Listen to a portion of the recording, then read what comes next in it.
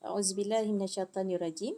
Bismillahirrahmanirrahim. Assalamualaikum warahmatullahi wabarakatuh. Alhamdulillah,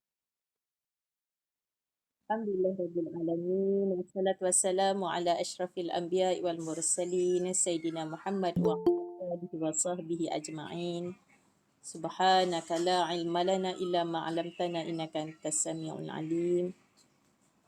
Rabbi shrah li sadri wa yassir li amri wahlul 'uqdatam min lisani yafqahu qawli. Amma ba'd.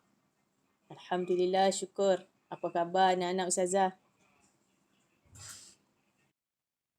Alhamdulillah, sihat. Ya. Dah selesai solat maghrib semua. Dah, Masya Allah. Dah makan belum? Dah. Baik, hari ini insyaAllah kita akan mempelajari kisah tajuk sirah berkaitan dengan sirah baginda Nabi Sallallahu Alaihi Wasallam dalam tajuk riwayat hidup Nabi Muhammad sallallahu alaihi wasallam. Okey, ustazah skip tajuk solat kerana tajuk solat kalau bagi pelajar MRSM dia dah pada Cat 1. Dalam kemahiran amal Islami dalam bab ibadat dia dah fokus dah dalam Cat 1. Jadi ustazah terus kepada tajuk sirah kerana kita melihat kepada ada topik-topik menarik yang kita nak bincangkan dan kita nak berkongsi sama-sama insya-Allah. Baik. Okey, anak-anak semua. Ustazah ada bekalkan nota dan juga soalan. Kita akan buat sikit latihan sebentar lagi. Dan juga adalah Ustazah bagi sedikit panduan cara menjawab.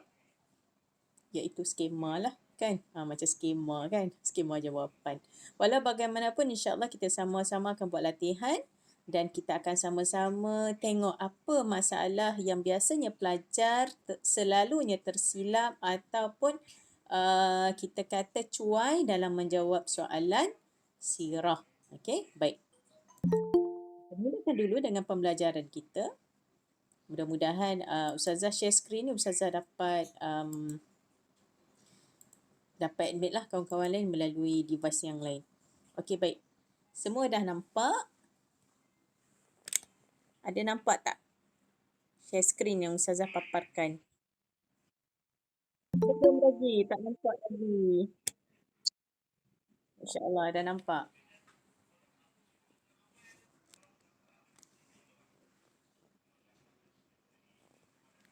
Baik, okey.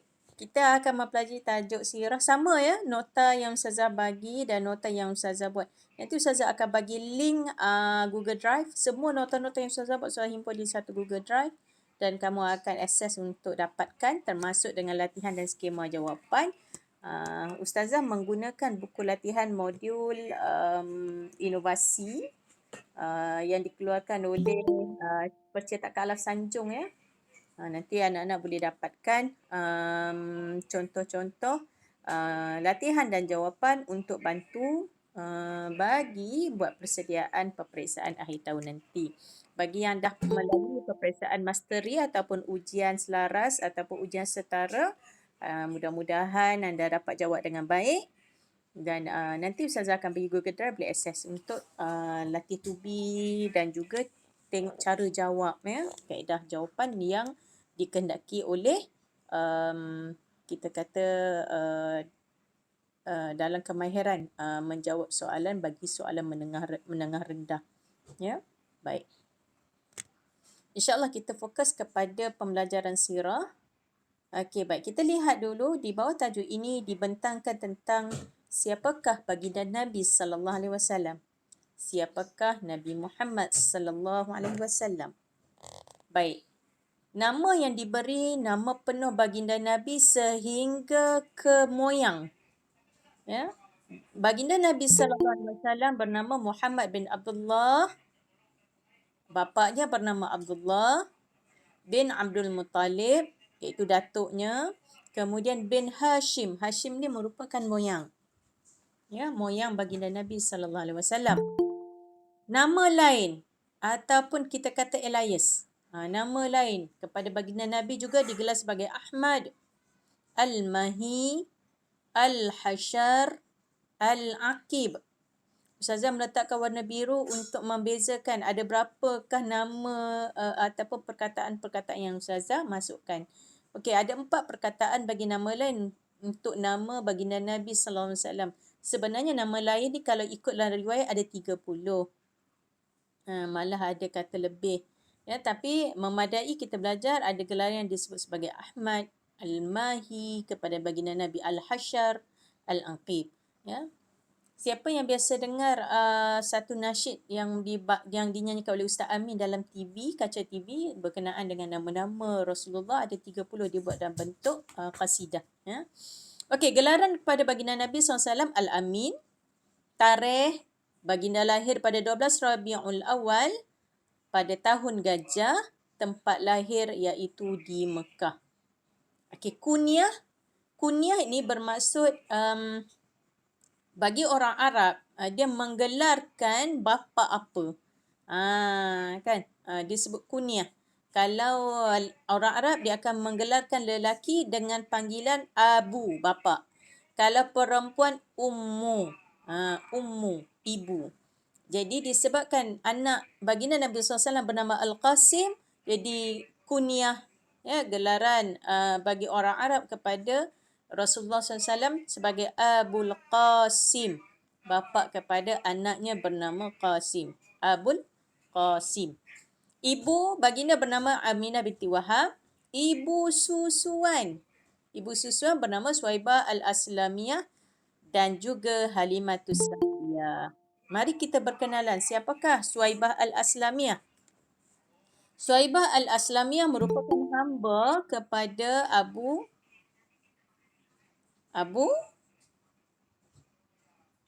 Lahab. Ya. Suhaibah ni merupakan hamba kepada bapa saudaranya yang bernama Abu Lahab. Okey. Kemudian Abu Lahab ini menunggu-nunggu kelahiran anak saudaranya, dan dia berjanji kepada Suhaibah sekiranya kelahiran itu adalah anak lelaki, maka dia akan membebaskan Suhaibah. Suhaibah pun membantu membidankan Aminah ketika bondanya hendak melahirkan baginda, dibidankan oleh Suhaibah. Kemudian Suhaibah sambut baby, kelihatan anak lelaki. Jadi gembiralah Suhaibah, lari memaklum pada Abu Lahab. Abu Lahab, anak saudara yang dilahirkan itu adalah lelaki. Gembira juga Abu Lahab. Menunjukkan bahawa kegembiraan yang sangat bagi orang Arab, bagi mereka lelaki adalah keturunan yang mulia. Anak-anak cucu lelaki ini memberi satu keperwiraan. Panglima kalau dapat anak lelaki. Jadi satu kemuliaan. Jadi disebabkan janji Abu Lahab pada Suhaibah, maka Suhaibah pun dibebaskan sebagai hamba. Jadi bebaslah Suhaibah menjadi hamba, disebut sebagai Suhaibah Al-Aslamiyah. Kemudian dijaga oleh Suhaibah dan dijaga oleh Halimatus Sa'diyah, disusukan oleh Halimatus Sa'diyah. Budaya orang Arab yang Ustazah nak berkongsi sikit. Budaya orang Arab, mereka, anak-anak mereka ini akan dijaga oleh orang-orang lain untuk disusukan. Kalau dia ada ibu tu akan susu sendirilah. Tapi kalau ibu tu bekerja, ibu tu ada, orang kata apa, ada komitmen yang lain, ibu akan memberi anak tu kepada seseorang untuk disusukan. Zaman tersebut tak ada susu botol, tidak ada susu tin, F&N, tak ada susu Dutch Lady, tak ada Dugro, dia tak ada. Nespray, dia tak ada, kan. Jadi anak-anak tu akan diberi pada seseorang untuk disusukan. Jadi anak tu akan membesar dengan susu ibu. Kita hari ni disusukan dengan susu botol, kan. Itu beza zaman lah. Okey, pengasuh yang mengasuh baginda Nabi di antaranya Asyaimah dan juga Ummu Aiman. Isteri baginda Nabi SAW yang riwayatkan di dalam buku teks ini ada 12, ada riwayat kata 13, ada yang diriwayat kepada kita 9. Tapi dalam buku teks ni yang Ustazah warnakan tu supaya dapat membezakan nama-nama yang disenaraikan. Ada 12 yang disebutkan dalam buku ini, iaitu bernama Khadijah binti Khuwailid. Itu isteri pertama baginda Nabi. Khadijah binti Khuwailid ni merupakan isteri yang sebenarnya telah berkahwin dengan orang lain. Kemudian dia menjadi janda. Menurut riwayat mengatakan Khadijah ni janda. Tapi dia tidak ada anak dengan lelaki sebelumnya dan dia bercerai. Sebab itulah dia berkahwin dengan baginda Nabi SAW ketika berusia 40 tahun. Ada riwayat mengatakan bahawa Khadijah anak dara tua, tidak berkahwin kerana dia bermimpi, Khadijah bermimpi bahawa dia akan berkahwin dengan seseorang yang sangat mulia. Jadi dia menunggu-nunggu kemuliaan seseorang tersebut sehinggalah beliau nampak sendiri kemuliaan yang terdapat pada Muhammad yang bernama Muhammad, dan beliau tertarik, rasa jatuh hati, rasa jatuh cinta dengan lelaki tersebut. Punyalah menunggu sehingga umurnya 40 tahun. Okey, kemudian selepas kematian Khadijah, Rasulullah berkahwin dengan Saudah binti Zam'ah. Okey, Saudah ini adalah seorang janda juga. Tujuannya ialah untuk menjaga anak-anaknya yang masih kecil. Jadi Saudah ini berkahwin kerana ada wanita sahabiah pada zaman tersebut yang tolong pinangkan seseorang untuk menjaga anak-anak baginda Nabi SAW, kan? Yalah, Nabi lelaki, Nabi nak jaga anak lagi, siapa nak menjaga anak? Jadi dipinangkan Saudah. Saudah ni tolong jaga anak-anak baginda Nabi SAW. Kemudian Abu Bakar As-Siddiq menawarkan Aisyah binti Abu Bakar. Aisyah, anak gadis yang kita kata baru akil baligh, kan? Berkahwin dengan baginda Nabi SAW. Ada riwayat mengatakan Nabi berkahwin dengan Aisyah sebelum baligh. Ada riwayat mengatakan bahawa Rasulullah SAW berkahwin dengan Aisyah ketika berumur 9 tahun yang sudah mencapai akil baligh. Kemudian dihantar oleh ibu Aisyah kepada rumah baginda Nabi sebab sudah akil baligh dan boleh berkahwin. Maksudnya apa? Sudah kedatangan. Kemudian berkahwin pula dengan Hafsah binti Umar. Hafsah ini kematian suaminya di medan perang Badar. Kerana disebabkan Umar Al-Khattab rasa gelisah. Hafsah ni terlalu sedih atas kematian suaminya. Umar mengadu dekat baginda Nabi SAW sebab kesian ke Hafsah. Mengadu siapakah lelaki yang boleh jaga anaknya Hafsah. Kemudian Rasulullah SAW mengatakan bahawa aku akan Hafsah akan berkahwin dengan lelaki yang paling baik, sebab nak memujuk Umar. Kemudian Umar kata tersebut, baginda Nabi sebut aku yang akan berkahwin dengan Hafsah. Kemudian Zainab binti Khuzaimah, Juwairah binti Haris, Zainab binti Jahsy, Ummu Salamah binti Umayyah, Safiyah binti Huyai. Safiyah binti Huyai adalah anak kepada kabilah Arab Yahudi. Rasulullah SAW telah menawan kabilah Huyai. Kemudian apabila menawan mereka, jadi tebusannya ialah dengan berkahwin dengan anak baru dibebaskan kabilah Huyai. Jadi Safiyah pun masuk Islam dan berkahwin dengan baginda Nabi SAW, maka bebaslah kabilah Huyai tadi. Ummu Habibah binti Abu Sufyan, Maimunah binti Al-Haris. Dan yang terakhir ialah Maryah Al-Qibtiyah. Maryah Al-Qibtiyah merupakan hamba yang dihadiahkan oleh Raja Mesir. Dihadiahkan dua orang, dua beradik, Maryah dan juga adiknya. Tak salah ustazah, jika tidak tersilap mereka dua beradik. Adik ataupun kakak ustazah tak pasti. Maryah ini telah dihadiahkan kepada baginda Nabi sebagai hamba. Kemudian Rasulullah SAW menghadiahkan seorang lagi kepada sahabatnya. Maryah, Rasulullah berkahwin dengannya untuk diislamkan.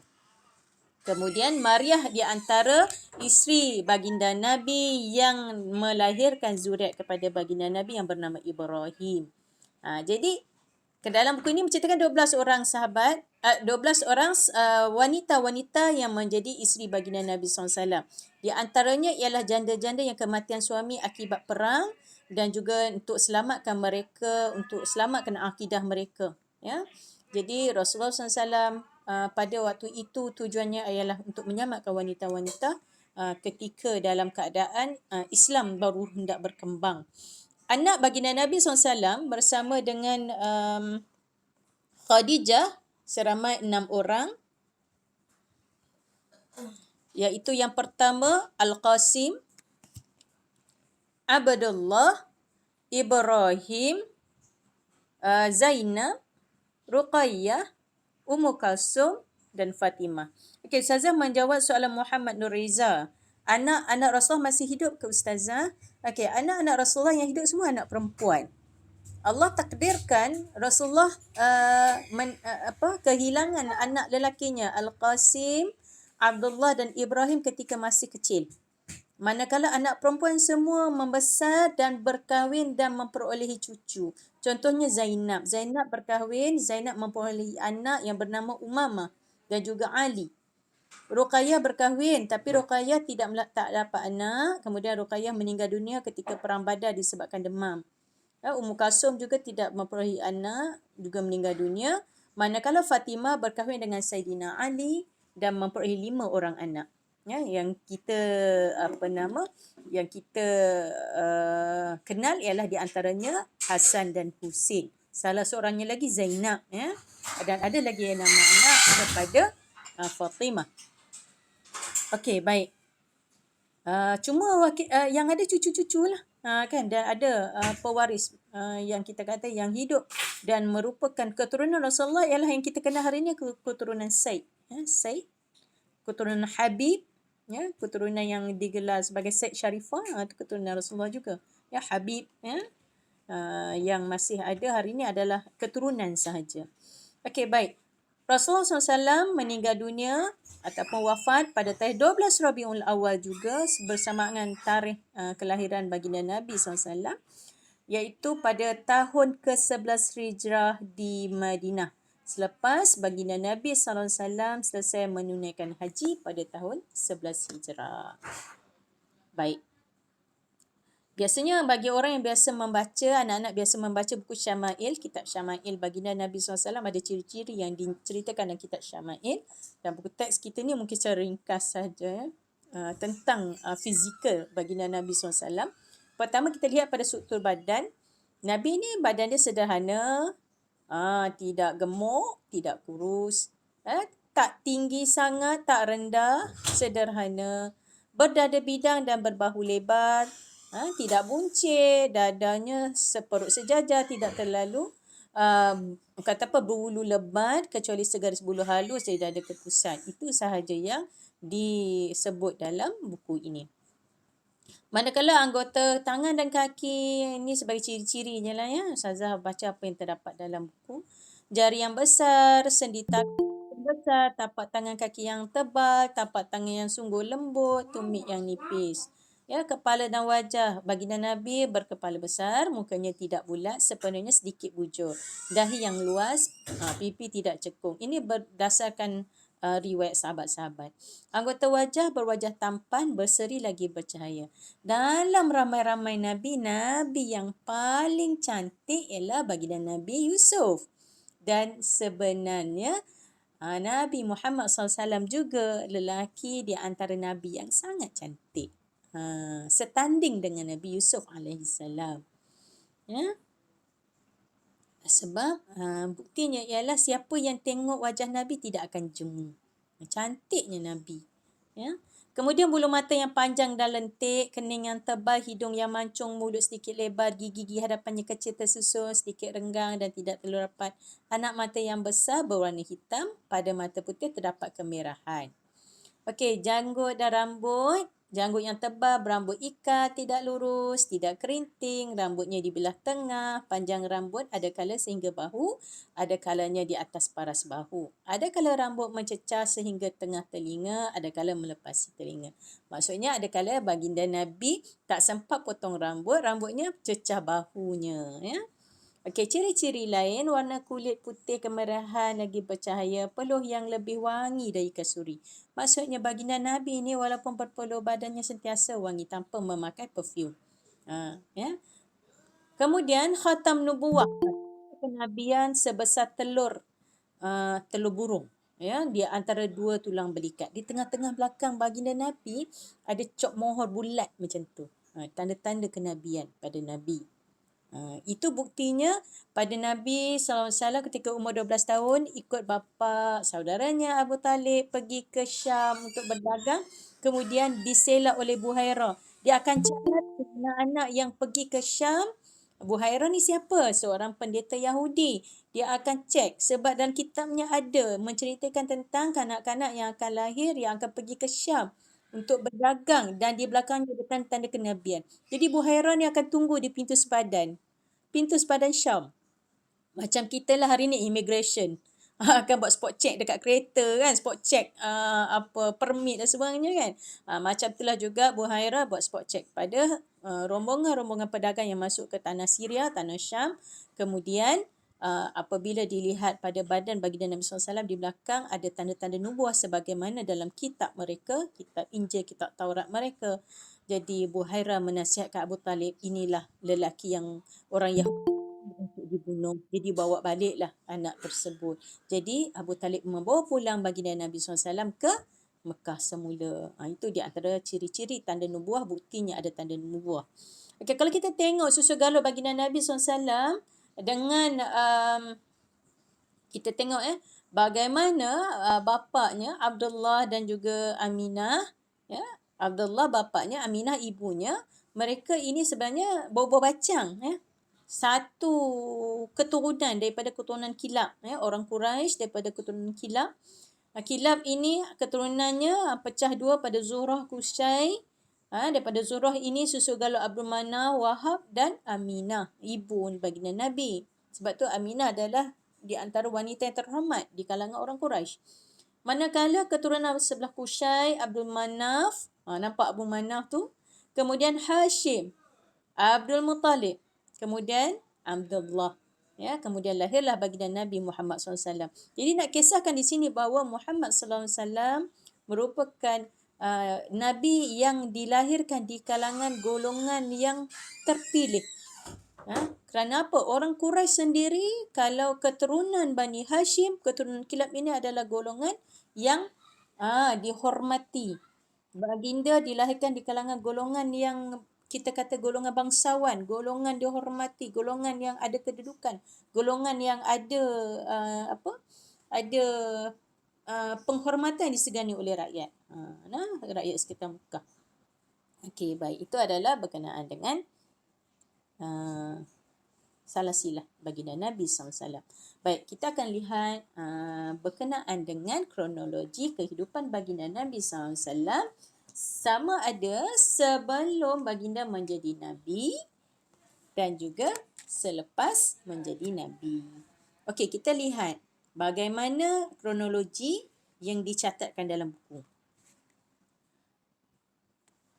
Okey, yang pertama kita tengok selepas kelahiran, selama 2 tahun, baginda Nabi selepas kelahiran sehingga umur 2 tahun, baginda dijaga oleh ibu susuannya bernama Halimatus Sa'diyah di perkampungan Bani Sa'ad yang jauh daripada unsur kejahatan. Kalau kita faham kisah ini, sebenarnya keluarga Bani Sa'ad ini daripada kawasan Taif.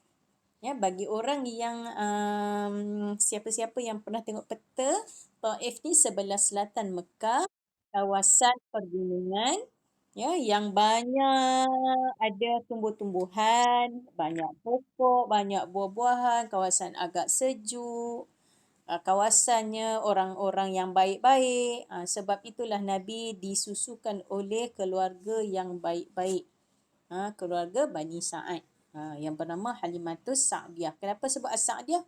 Kerana keturunan Sa'ad itulah Bani Sa'ad. Ya, diberi kepada Halimah. Diberi pada Halimah untuk disusukan selama 2 tahun. Kemudian dijaga sehingga 4 tahun Ketika itulah baginda Nabi dibedah oleh malaikat. Ketika Nabi tengah main dengan budak-budak lain, berlari-lari, main lompat-lompat, main sembunyi-sembunyi.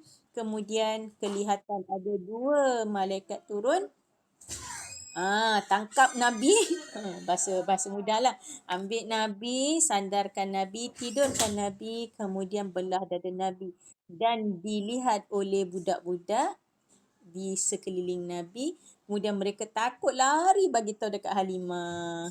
Halimah, ada orang lelaki bunuh Nabi. Dia belah dada, nampak belah dada Muhammad, nampak darah. Kan? Baginda Nabi telah dicucikan hatinya dengan air Zam-Zam. Kemudian Halimah berlari bergegas sebab tu anak susuan, anak yang dijaga, anak yang diupah, yang diberi upah untuk dijaga. Macam kita hari ni hantar kepada orang, diberi upah. Kemudian anak tersebut bila Halimah sampai, dia tengok kelihatan Nabi senyum, dia terkejutlah sebab yang budak-budak lari bagi tahu kata Nabi dibedah. Kemudian dia pun buka baju baginda Nabi SAW. Halimah nampak ada lagi bekas darah. Tapi tak ada bekas macam kita bekas operate tu. Ya, tak ada. Itu di antara kemukjizatan Nabi SAW ketika umur 4 tahun.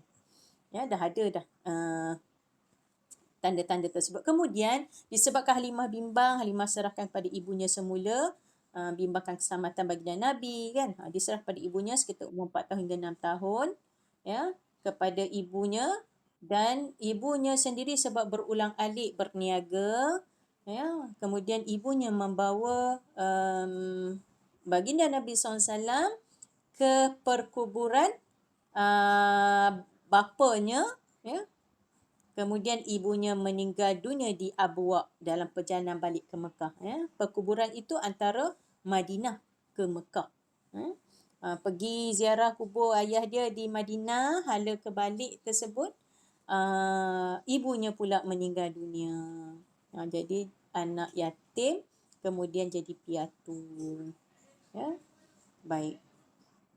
Ketika umur 12 tahun, baginda Nabi SAW ikut Abu Talib pergi ke Syam. Di tengah jalan, Abu Talib dapat nasihat pada Buhairah, seorang rahib ketika di bandar Busra sepadan Syam, supaya bawa pulang Nabi kerana bimbang dibunuh oleh orang Yahudi. Jadi 12 tahun ni Nabi ada pengalaman perang, Nabi pengalaman berniaga, Nabi ada banyak pengalaman. Sehinggalah baginda Nabi berusia 20 tahun. Macam kita lepas SPM lah kan. Berusia lepas 20 tahun, baginda Nabi dengan bapa saudaranya menyaksikan Khif al-Fudul, iaitu perjanjian untuk membela orang-orang yang teraniaya dalam perniagaan. Ya, kemudian baginda Nabi sendiri ada pengalaman mengembala kambing bersama dengan dengan saudara susuannya di perkampungan Bani Sa'ad, ya, kemudian di Mekah. Kalau kita nak tahu siapakah saudara susuan Nabi? Saudara susuan Nabi adalah Hamzah. Saidina Hamzah yang kita sebut singa Allah tu, bapa saudara Nabi tetapi dia adalah saudara susuan dengan Nabi. Satu ibu susuan. Hamzah satu ibu susuan dengan Nabi. Baik.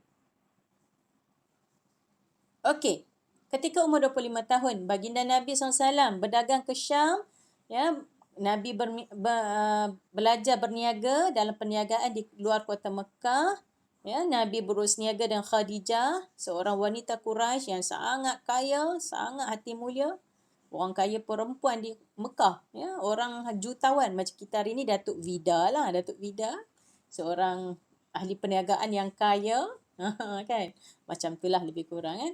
Kemudian Rasulullah SAW selepas berniaga, bawa balik barang-barang dagangan Khadijah yang dibantu oleh pembantu yang bernama Maisarah. Maisarah ni lelaki ya. Pembantu Maisarah lelaki. Kita hari ni nama Maisarah perempuan kan. Okey, kemudian semasa di Syam, Nabi Muhammad SAW berjalan ke perniagaan dengan penuh jujur dan amanah kerana Maisarah yang perhatikan perbuatan baginda Nabi. Kemudian baginda Nabi SAW pulang dengan keuntungan yang banyak berkat ketekunan dan kemahiran. Okey, apa iktibar yang kita boleh ambil daripada sikap baginda Nabi SAW ketika berdagang? Yang pertama, menunaikan amanah. Yang kedua, mempunyai kerjaya. Okey, kerjaya. Baginda Nabi dia tak duduk saja, dia tak menganggur. Baginda gembala kambing, belajar berniaga, kan. Kemudian disebabkan baginda Nabi seorang yang amanah, al-amin, amanah, baginda mendapat kepercayaan masyarakat. Ya, baginda menjalankan kerja dengan mahir dan bijaksana. Okey, manakala baginda sendiri berkahwin dengan Saidina Khadijah ketika umur 25 tahun juga. Baru lepas pergi berniaga, balik berniaga, rupanya Khadijah berkenan dengan baginda Nabi. Berkenan kerana apa? Kejujuran dan amanahnya baginda Nabi bawa balik banyaknya duit. Okey, baik. Sekembalinya Nabi Muhammad SAW pada kali kedua dari Syam, Sayyidah Khadijah mengambil keputusan untuk berkahwin dengan baginda. Pengalaman berurusan dengan Nabi Muhammad SAW dan kemuliaan akhlak yang diceritakan oleh Maisarah menjadikan hatinya terpikat. Dah jatuh cinta dengan Nabi Muhammad. Boleh ke perempuan jatuh cinta pada lelaki? Boleh. Ya. Sayyidah Khadijah menghantar wakil salah seorang kawan rapatnya bernama Nafsiyah binti Munabih untuk menyatakan hasrat. Hantar wakil, bagi tahu kat kawan. Bermaksud Khadijah ni dia tak bagi tahu dengan mulut dia. Dia hantar wakil. Dia minta ada orang tengah tolong jadi postman. Kan Nafisah akan jadi orang tengah maklum kat baginda Nabi bahawa sampaikan hasrat dia bahawa dia suka pada Muhammad SAW. Nabi Muhammad menerima hasrat Khadijah dan meminang. Kemudian siapa yang pinang? Rasulullah yang pinang Khadijah. Sebab apa? Khadijah yang maklum. Disebabkan Khadijah suka, Khadijah hantar orang tolong bagi tahu dekat Muhammad yang bernama Muhammad SAW ni bahawa aku suka pada dia. Kemudian disebabkan Rasulullah SAW sendiri pun rasa suka dengan Khadijah, pinang Khadijah sebagai isteri. Okey, baik. Apakah mahar? Mahar tu apa? Mas kahwin. Tak disebutkan di sini kan? Tapi kita bila belajar tentang Syama'il Muhammad, Rasulullah SAW menghantar mahar sebanyak 100 ekor unta dan juga 20 uqiyah emas. Itu menunjukkan bahawa baginda Nabi SAW sangat kaya. Sebab Nabi menggembala kambing, Nabi bekerja, Nabi berniaga, Nabi ada banyak harta. Bukti kekayaan orang Arab ialah sekiranya mempunyai unta yang banyak, maka itu di antara bukti kekayaan. Harta mereka adalah dengan banyaknya ternakan, banyaknya emas. Jadi Nabi menghadiahkan sebagai mas kahwin iaitu 20 uqiyah. Uqiyah ni apa? Jumlah talam emas tu. Sebanyak 20 uqiyah kepada baginda, kepada Khadijah. Sesuai dengan kedudukan Khadijah yang kaya, dipinang oleh lelaki yang kaya juga. Bukti dia apa? Rasulullah kaya. Okey. Iktibar yang kita boleh lihat hasil perkahwinan tersebut 6 orang anak dengan Khadijah. Okey, kita boleh lihat iktibar baginda seorang yang jujur, menjaga adab dan batas pergaulan, kemudian menghormati keluarga. Bila menghormati keluarga, Rasulullah sendiri bawa bapa saudaranya untuk menjadi orang tua untuk pergi pinang Khadijah. Bukan bawa pergi jalan-jalan, makan angin, pergi kalau hari ni orang yang nak bercinta dia buat macam mana? Naik motor, pergi ronda-ronda, pergi taman, pergi shopping komplek kan. Itu adalah ciri-ciri hari ni. Tapi kita tengok bagaimana baginda Nabi SAW sangat menjaga adab dan batas pergaulan, menghormati keluarga. Umur 35 tahun, peristiwa meletakkan Hajarul Aswad, Mekah dilanda banjir sehingga dinding Kaabah runtuh. Kemudian kabilah Arab pakat untuk baik pulih Kaabah. Kemudian kebijaksanaan baginda ialah disebabkan semua orang bergaduh, tak tahu siapa yang nak letak. Jadi baginda Nabi membuka serban. Macam kita tahu cerita kan, letakkan Hajarul Aswad di tengah serban, angkat ramai-ramai. Jadi semua orang dapat menyumbang kepada Kaabah. Okey, kemudian kita tengok kat sini disebabkan ada perjanjian yang mereka buat mereka bersedia terima keputusan orang yang masuk ke pintu Syaibah di Kaabah itu. Ada pintu-pintunya, ada banyak pintu di Masjidil Haram tu, ada pintu laluan. Kemudian mereka nampak dan mereka mengatakan siapakah orang pertama yang dapat masuk, mereka akan menggelarkan seseorang yang amanah dengan Al-Amin. Jadi apabila mereka sendiri dengan perjanjian tersebut nampak Nabi Muhammad SAW ke masjid. Masjid ni apa? Masjid ni ke Baitullah lah, ke Kaabah.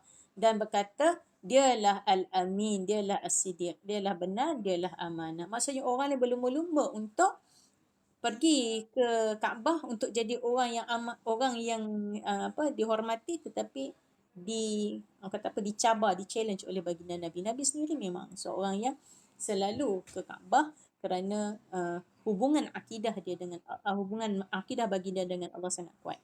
Iktibar, baginda seorang tawaduk, yang suka ikut aktiviti kemasyarakatan, terlibat dengan aktiviti masyarakat setempat. Kemudian terima amanah, kemudian menyelesaikan masalah dengan bijaksana, damaikan penduduk dan masyarakat. Selepas kerasulan, cerita ni selepas baginda kahwin, dapat anak, daripada umur 20 sehingga 40, ada 20 tahun baginda menguruskan keluarga dan perniagaan. Perniagaan siapa? Khadijah. Nabi sangat kaya. Selama 20 tahun tu lama Nabi menghimpunkan pengalaman-pengalaman tersebut dan kekuatan-kekuatan tersebut. Kemudian baginda menerima wahyu ketika baginda berumur 40 tahun. Nabi suka pergi Gua Hira. Siapa yang ada pengalaman pergi umrah akan nampak kedudukan Gua Hira. Gua Hira ni, gua itu menghadap ke Kaabah. Dia macam bonggol unta tu, dan kedudukan muka gua tu menghadap ke Kaabah. Jadi baginda ni dia suka pergi ke tempat-tempat sunyi untuk berfikir, untuk kata apa, rehat-rehat, lepak-lepak. Lepak, istilah lepak, untuk melepak-lepak. Kemudian baginda sendiri beribadat di gua tersebut. Dan kemudian memikirkan masalah akidah orang Quraisy waktu itu. Pada bulan Ramadan, datanglah Jibril memeluk baginda Nabi dan menyuruh baginda menyebut Iqra sebagai wahyu yang pertama. Kita tahu kan cerita tu. Okey, iktibar. Baginda tak suka dengan kesesatan masyarakat. Baginda sentiasa beribadah, bermunajat, mohon petunjuk, menunaikan amanah. Kemudian baginda bersabar dan istiqamah menyampaikan dakwah. Ketika umur 51 tahun, baginda diuji dengan kematian isteri tersayang. Khadijah meninggal dunia disebabkan sakit. Kemudian kematian pakciknya Abu Talib juga disebabkan sakit. Selama itu baginda kita kata diancam dan sebagainya, dibela oleh Abu Talib. Tapi apabila Abu Talib meninggal dunia, baginda sendiri selama 3 tahun dipanggil Amul Huzni, Nabi bersedih. Disebabkan Nabi hilang sokongan orang-orang penting. Orang pentingnya pertama Khadijah sebagai isteri, orang yang support Nabi. Yang kedua bapa saudaranya, sebab Nabi tidak ada ayah. Itulah ayah yang menjaganya selepas kematian Abdul Muttalib tuannya. Kemudian kematian kedua tersebut, Nabi berduka cita, yang saya sebut sebagai Amul Huzni, tahun duka cita.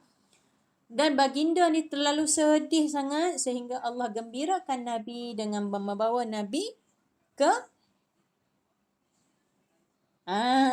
langit. Yang disebut sebagai Isra, Nabi diperjalankan di bumi Mekah ke Madinah dan ke Masjidil Aqsa, Palestin. Itu dia sebut Isra. Kemudian Nabi dibawa berjalan dengan burak. Sejenis binatang yang merupakan binatang yang mempunyai kelajuan yang tinggi. Seekor haiwan syurga yang mempunyai kelajuan yang sangat tinggi. Mungkin kelajuannya selaju roket. Sebab dalam satu malam Nabi boleh berjalan daripada bumi Mekah ke Madinah, daripada bumi Madinah ke Baitul Maqdis. Nabi SAW menunaikan salat di Baitul Maqdis, kemudian Allah perintahkan untuk bawa ke langit. Nabi Mi'raj ke langit, sehingga ke baginda Nabi menerima perintah syariat salat. Itu beberapa peristiwa. Okey, dengan satu malam. Okey, Ustazah sambil-sambil saya membaca.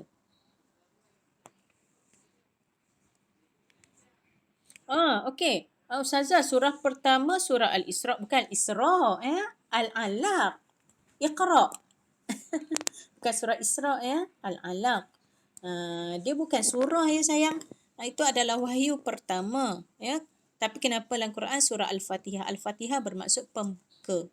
Jadi apabila disusun semula jilid-jilid dalam Al-Quran, baginda Nabi sendiri yang menentukan yang mana permulaan, yang mana akhir. Surah Al-Alaq sebabnya ayat itu fokus kepada iqra. Bacalah. Maksudnya asas kepada ilmu ialah dengan membaca.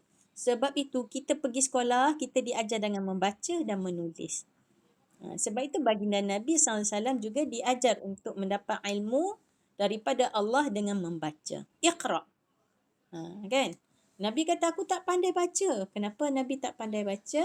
Nabi bukanlah seorang yang bodoh. Ya? Nabi seorang yang bijaksana. Ya? Sangat pandai, sangat bijak. Ya? Tapi Nabi tidak melalui kemahiran menulis dan membaca. Nabi diberikan kefahaman di dalam dada dia. Diberikan kita kata hikmah-hikmah ilmu dalam dada baginda Nabi. Nabi perlu hafal je.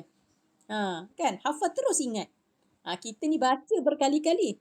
Tak ingat-ingat. Tu contohlah. Ya. Okey, kita tengok kronologi. Hari pertama Masjidil Haram sehingga Palestin. Ya. Hari ni dipanggil Kubah Sakhrah tu kan. Yang kubah kuning tu. Di Masjidil Aqsa besar. Masjidil Aqsa besar. Dalam Masjidil Aqsa ada Kubah Sakhrah. Yang kubah kuning tu. Ada Baitul Maqdis. Kat situ ada masjid. Kan? Kat situlah yang nak disebut Kubah Sakhrah itu bukan masjid. Yang warna kuning itu bukan masjid. Tapi dibina pada zaman Umayyah disebabkan batu tu terapung. Batu tu nak ikut Nabi. Nabi berhenti solat. Nabi ikat burak dekat batu tersebut. Ya, kemudian apabila Nabi nak berangkat naik ke langit, batu tu nak ikut. Jadi disebabkan sampai ke batu tu terangkat nak pergi, Nabi larang. Sebab tempat itu bukan tempat untuk kamu, Nabi kata. Jadi batu tu berhenti setakat tu. Jadi dia terapung antara langit dan bumi. Disebabkan ada satu kisah wanita yang terkejut disebabkan dia lihat keajaiban batu tersebut, terkejut menyebabkan beliau sendiri pingsan.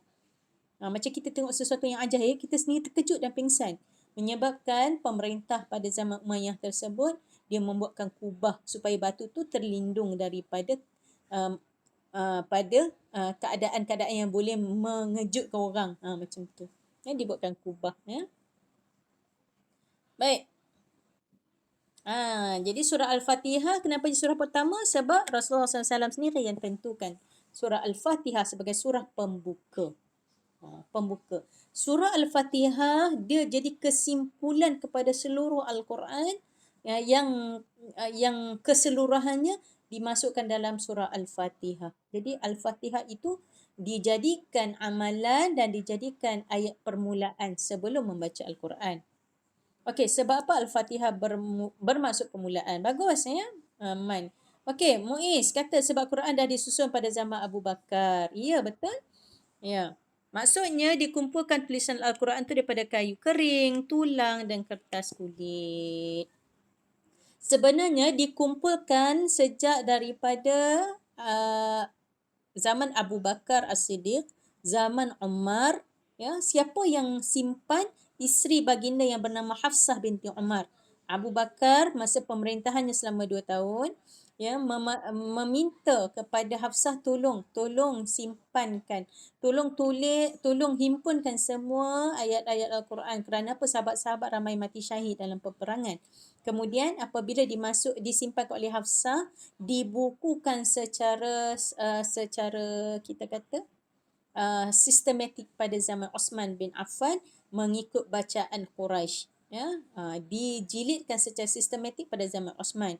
Dibukukan ketika baginda Nabi SAW pun dah suruh dah himpunkan Quran. Sebab apa? Hanya Quran sahaja yang ditulis. Wahyu Quran saja tulis, hadis tak ditulis.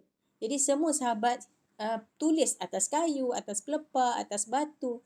Kemudian zaman Abu Bakar yang minta semua itu dihimpunkan. Dan Rasul sendiri yang menunjukkan panduan-panduan tersebut. Batu tu terbang ke? Batu tu dia bukan terbang dia terangkat. Dia duduk antara bumi dengan langit tu, dia macam duduk atas sikit. Macam kita ustazah katalah hanya nampak mouse ustazah. Mau Ustazah ni dia berdiri macam ni. Dia tak atas, tak bawah, dia tak bergerak, tak jatuh. Tak ada graviti pada batu tu. Tu menyebabkan diikat dengan kubah. Itu adalah keajaiban dalam dunia ni, termasuk dalam beberapa keajaiban. Okey, Ustazah, kalau kita solat kat Mekah, kita pandang mana? Pandang mana? Okey. Simbolik kepada umat Islam ialah kiblat kita di Kaabah Baitullahil Haram. Jadi, semua orang akan memandang pada satu sahaja pusat, iaitu Kaabah. Itu ada simbolik kepada umat Islam bahawa arah kiblat kita satu. Allah berada di mana-mana, ya. Tapi Ustazah nak menceritakan bahawa simbolik kepada umat Islam dengan dengan wahyu Allah. Sebelum ini umat Islam sembahyang sebelum turunnya wahyu untuk solat menghadap ke Kaabah Baitullah. Sebelum itu solat dikiblatkan ke Masjidil Aqsa, kerana itu adalah kota suci bagi nabi-nabi sebelumnya. Okey, kemudian barulah berlaku penukaran arah kiblat ke Masjidil Haram. Sebab tu berlaku ada nama Masjid Kiblatan, Masjid Dua Kiblat di Madinah. Mekah boleh masuk? Boleh? InsyaAllah boleh. Siapa-siapa nak masuk? So, solat dalam bentuk bulatan. Kalau kita tengok Kaabah, siapa yang ada tonton ibadah haji pada tahun ini, boleh tengok bagaimana kedudukan saf-saf yang terbentuk sehingga ke seluruh pusuk dunia akan fokus kepada satu sahaja. Satu arah sahaja. Semua akan keliling Kaabah, dengan memandang kiblat Kaabah satu sahaja, mengikut arah mereka yang berada. Kemudian kita sehingga ke seluruh pusuk dunia akan fokus kepada satu kiblat sahaja. Kalau solat dalam Kaabah, kalau solat dalam Kaabah boleh solat menghadap di mana-mana. Cuma biasanya orang yang solat dalam Kaabah dia akan solat kat tempat Nabi. Ada ruang yang Nabi solat di situ dan ditanda oleh sahabat dan di framekan ruang solat tersebut. Jadi siapa yang masuk Kaabah dia akan solat dalam Kaabah di tempat solat Nabi. Jadi di mana dia menghadap tidak ditentukan ke arah mana, kerana dalam Kaabah itu tidak ada ditentukan ruang untuk solat. Biasanya dalam Kaabah orang tak solat, dia masuk ziarah dan dia keluar. Tapi kalau nak solat, solat kat tempat Nabi tu lah. Ada frame yang menjadi tapak solat Nabi dan boleh solat di situ. Okey, yang kedua, bagi mereka yang solat dalam Hijr Ismail juga merupakan Kaabah. Hijr Ismail merupakan Kaabah. Jadi dia akan solat dalam Hijr Ismail menghadap ke arah Kaabah di bawah pancuran emas. Itu juga arah yang betul. Terapung. Yang saya sebut tu terapung. Okey. Baik, kemudian baginda turun semula turun ke Mekah sebelum subuh. Kemudian baginda bercerita ke penduduk Mekah. Kemudian baginda Nabi SAW, dia macam ni tau. Ada satu riwayat yang saya nak kongsi. Abu Lahab ni bapa saudara Nabi. Dia tiap-tiap pagi, macam kita lah. Ayah kita tiap-tiap pagi buka surat khabar kan. Nak sarapannya kena beli surat khabar, ataupun orang hantar surat khabar, kita akan buka surat khabar. Ataupun pagi-pagi buka handphone, nak tahu cerita apa hari ni. Biasanya macam tu lah. Jadi apa yang berlaku, Abu Lahab, bila dia dah pagi-pagi, dia akan ketuk rumah Muhammad. Muhammad, apa cerita hari ni? Sebab Nabi Muhammad seorang yang amanah, Al-Amin. Jadi dia akan tanya kepada Nabi tentang apa sahaja cerita. Jadi menyebabkan baginda Nabi SAW kata, ayah ada cerita. Semalam aku pergi Madinah. Kemudian aku pergi Masjidil Aqsa. Kemudian aku pergi ke langit. Kemudian Abu Lahab ketawa. Abu Lahab ketawa. Abu Lahab kata, Muhammad, kalau kau nak cerita perkara tu, jom cerita dekat atas Bukit Safa.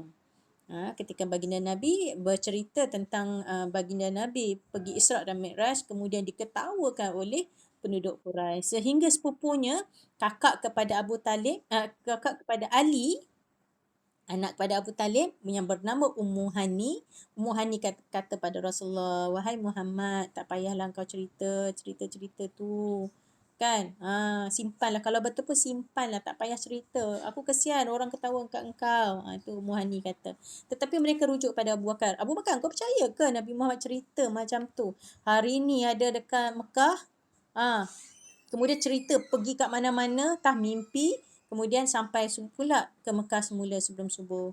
Abu Bakar kata, aku percaya kepada Muhammad SAW. Sebab itulah Abu Bakar As-Siddiq digelar dengan As-Siddiq kerana membenarkan kata-kata Nabi dikala orang-orang Quraisy mengejek Nabi. Alright? Okay, saya teruskan. Hijrah. Okey, orang kafir bertindak menghalang dakwah Nabi. Kemudian ada yang diseksa. Ketika Nabi berumur 53 tahun, Allah perintahkan Nabi berhijrah. Ya.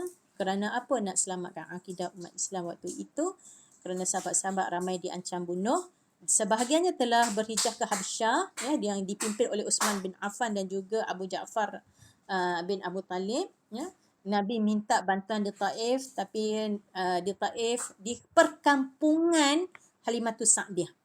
Nabi pergi ke Taif, itulah perkampungan Halimatus Sa'diyah. Minta bantuan Halimatus Sa'diyah. Keluarganya di sana yang ketika dulu kecil-kecil duk main dengan dia kan. Kemudian baginda dibaling dengan batu sehingga berdarah. Itulah pengalaman yang terlalu menyedihkan baginda Nabi. Sehingga Nabi terduduk di bawah sepuan pokok. Pokok tu masih ada sampai hari ini.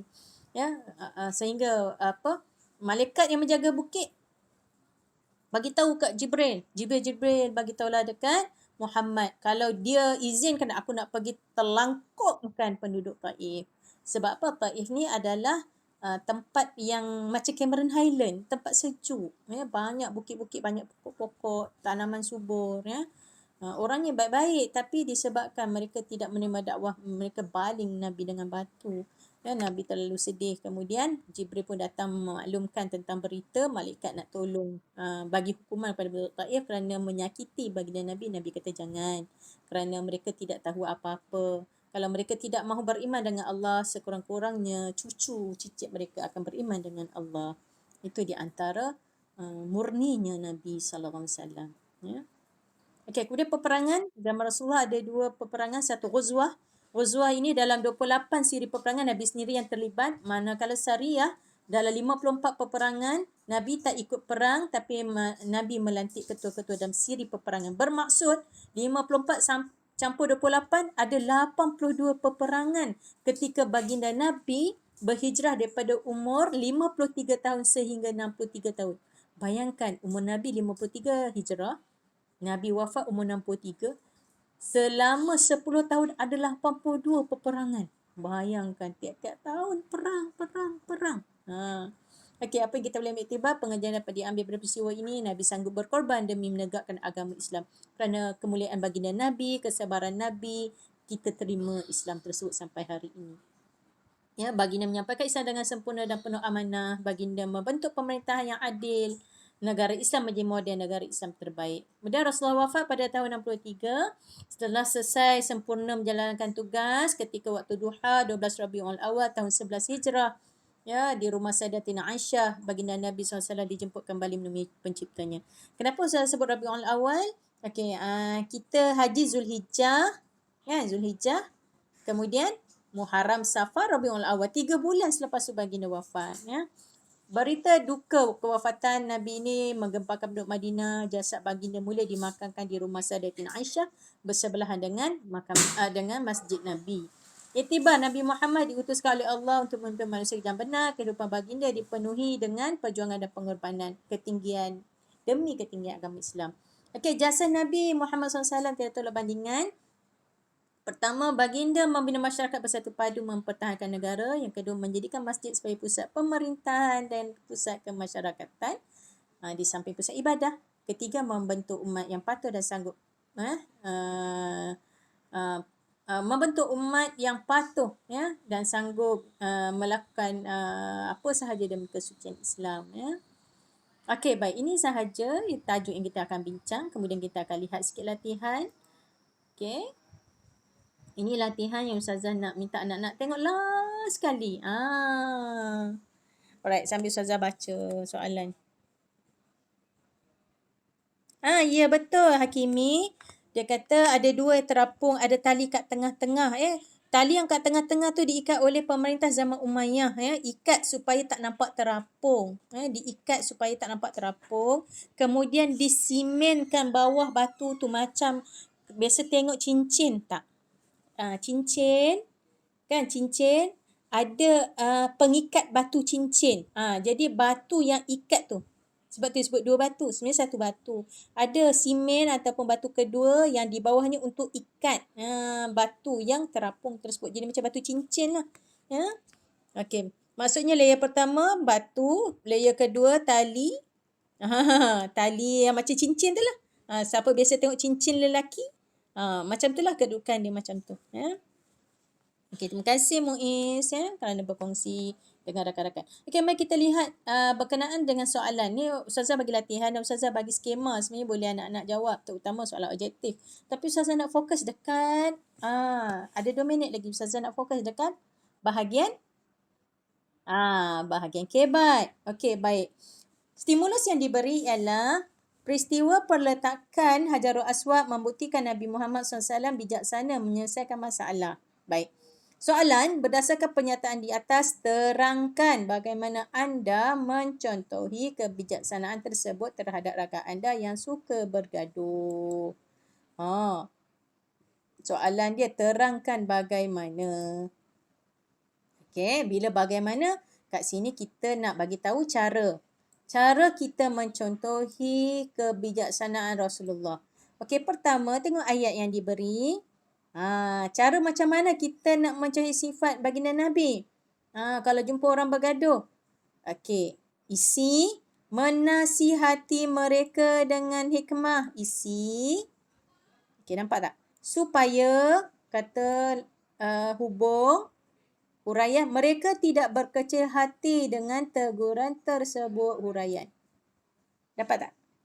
Ni Ustazah tanda ni sebab nak write, nak tunjukkan kat mana yang penting.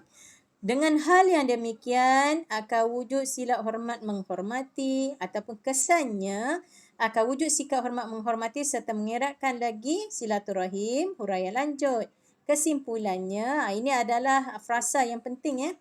Kesimpulannya kita hendaklah sentiasa bertindak mengikut landasan yang betul, bukan mengikut emosi agar. Agar ni penting. Kena ada kata hubung untuk olahan menarik bagi kesimpulan. Disukai oleh orang lain. Kesimpulan kat sini. Markah K. 1, markah isi. 2, markah huraian kerana ada kata hubung supaya. Okey, dia ada dengan hal demikian. Maksudnya kesan. Maka jadi huraian lanjut. Okey, kat sini huraian lanjut. Okey, kesimpulannya maka jadi K. Kat sini dapat 4 markah.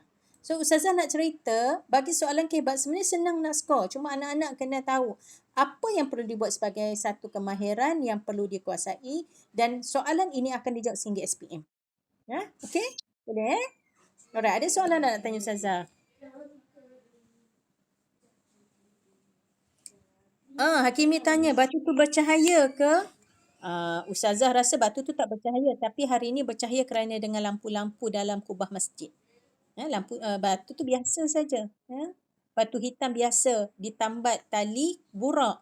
Kemudian hari ini diikat dengan kubah, diikat kubah supaya boleh diziarahi oleh orang lain dan menjadi yang kata apa tempat bersejarah bagi kita. Okey? Itu sahaja daripada Ustazah. Ada soalan lain? Tak ada. Okey, Ustazah ada bagi soalan ini untuk anak-anak boleh jawab nanti bila-bila. Dan Ustazah ada kepilkan juga skema. Bagi yang ada buku modul ini boleh isi terus jawapan-jawapan untuk bantu kamu. Disebabkan masa kita singkat, jadi Ustazah fokus kepada kebat sahaja. Yang lain anak-anak boleh tengok skema ini dan simpan skema ini. Ustazah akan buat folder untuk anak-anak boleh rujuk selepas ini untuk latih tubi yang berikut-berikutnya dan tajuk-tajuk yang telah kita lalui sebelum ni, insya-Allah.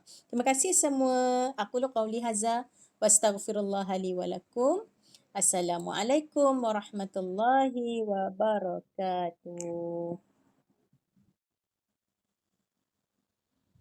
Terima kasih semua.